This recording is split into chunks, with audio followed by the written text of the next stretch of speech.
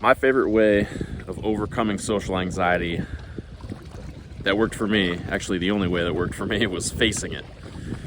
And I just created a small Facebook group. There's only 5 people in it right now.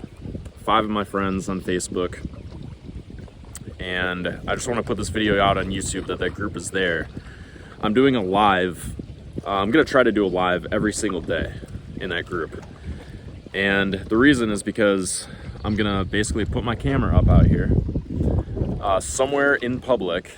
There's not a lot of people at this park, but I'm going to do it somewhere in public each time and challenge myself to just give a short speech in front of a camera.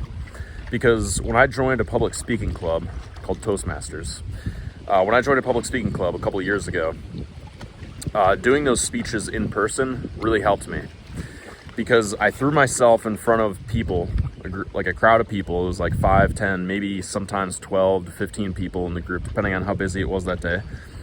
Because in Toastmasters, each week you give a speech, or each week you meet, at least in the club that I was at.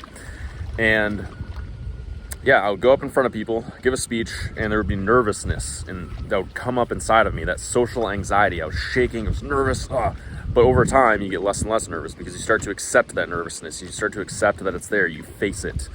So I'm doing the same thing with that Facebook group. If you want to be part of my audience, I'm not saying like join and start giving speeches in front of a camera, but if you want to be part of my audience, I'll include an email. We can talk back and forth in the email in the description of this video, and I will find you on Facebook, or you can find me. I'll invite you to the group, and you can be part of that small audience that's part of that growth in that group. So if you're interested in that, email me at the email below.